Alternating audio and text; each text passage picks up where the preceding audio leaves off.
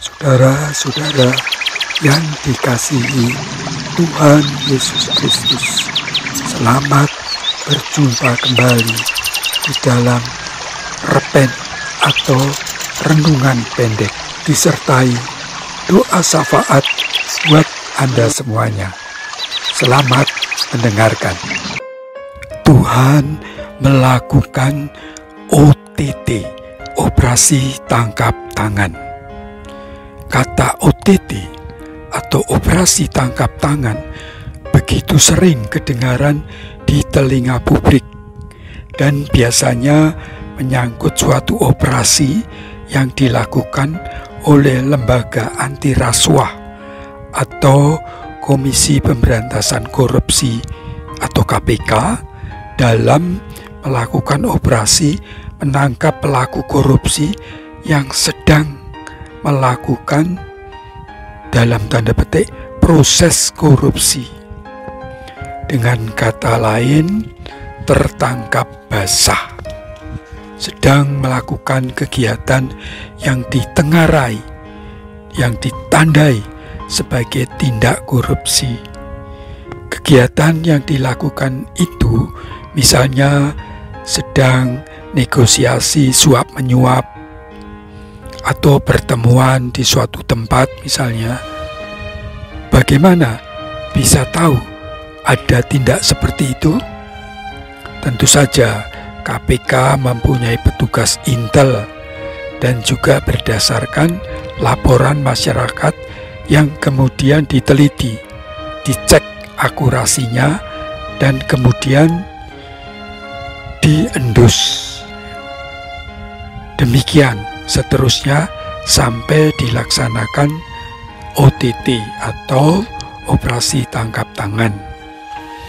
Saudara-saudara yang dikasihi Tuhan Yesus Kristus, dalam Alkitab pun kita membaca kisah OTT, operasi tangkap tangan, yang dilaksanakan oleh Tuhan sendiri.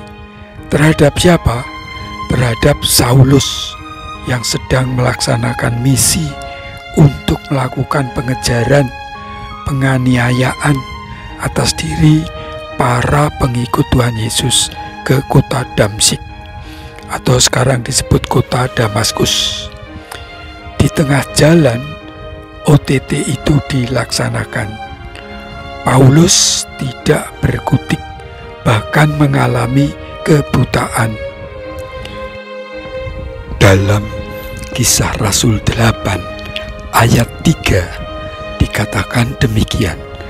Tetapi Saulus berusaha membinasakan jemaat itu dan ia memasuki rumah demi rumah dan menyeret laki-laki dan perempuan keluar dan menyerahkan mereka untuk dimasukkan ke dalam penjara.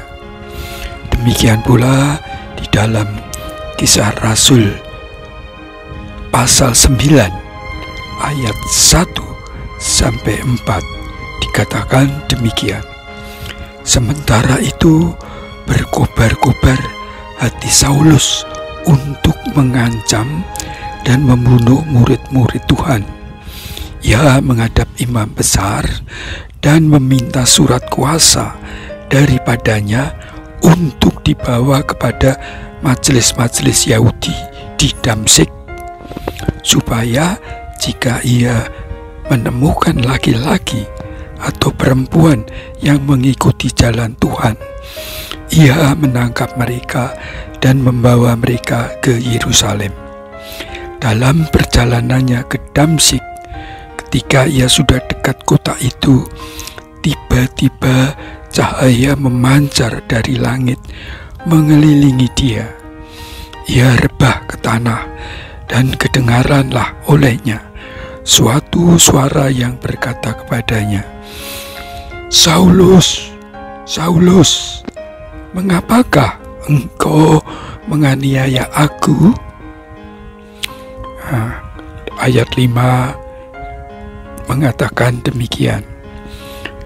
Jawab Saulus, "Siapakah engkau, Tuhan?" Katanya, akulah Yesus yang kau aniaya. Tetapi bangunlah dan pergilah ke dalam kota. Di sana akan dikatakan kepadamu apa yang harus kau perbuat."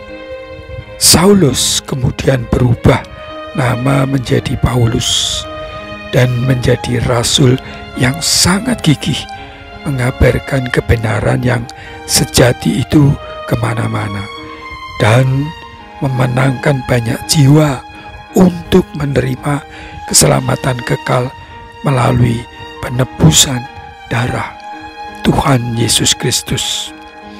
Surat-surat Paulus yang dikirim ke jemaat-jemaat setelah ia menjadi rasul telah menjadi bagian dari pengajaran gereja-gereja hingga saat ini, di samping keempat Injil Perjanjian Baru, Perjanjian Lama, dan penggembalaan rasul yang lain. Paulus bahkan menyadari bahwa apa yang diperolehnya selama ini sebelum mengikut Kristus adalah sampah belaka. Pengenalan Paulus akan Kristus jauh melampaui apapun.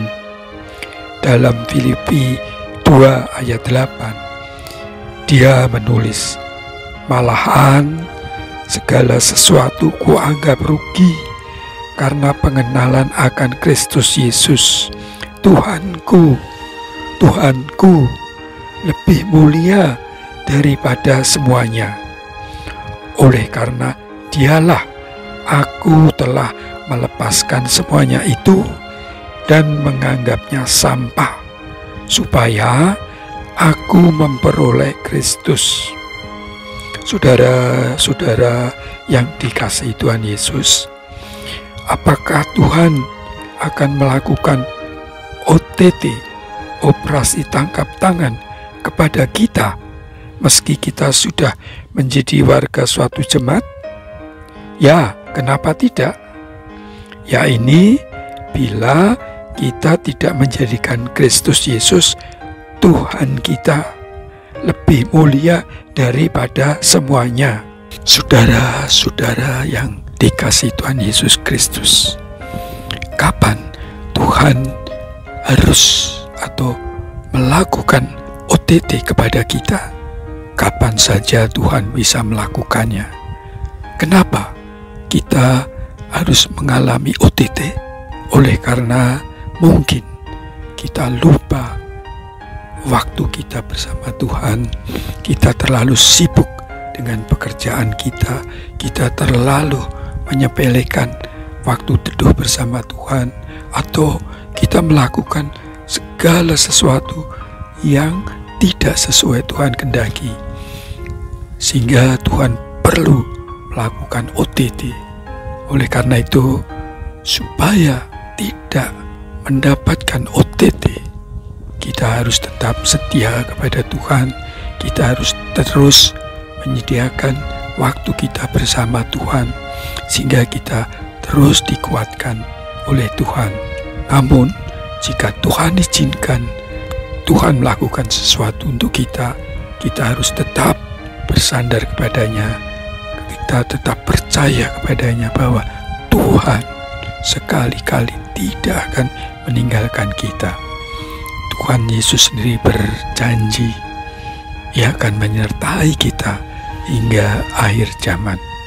Jadi siap sedialah di dalam iman, di dalam ketaatan kepada Tuhan, sehingga kita tidak perlu harus mengalami OTT yang bisa membawa dampak kurang menyenangkan bagi kita, padahal itu adalah teguran Tuhan. Semoga kita dikuatkan oleh kasih, oleh kuasa, oleh penyertaan Tuhan Yesus. Amin.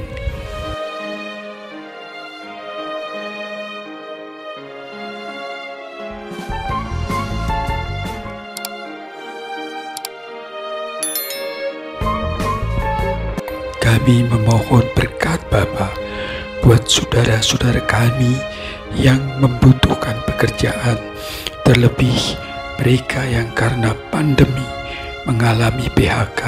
Mari Bapa, boleh Tuhan beri pekerjaan kembali, ataupun mereka yang mengalami kegagalan dalam usaha mereka, Tuhan pulihkan, supaya mereka boleh bersukacita kembali, tercukupi kebutuhannya seturut kehendak Bapa.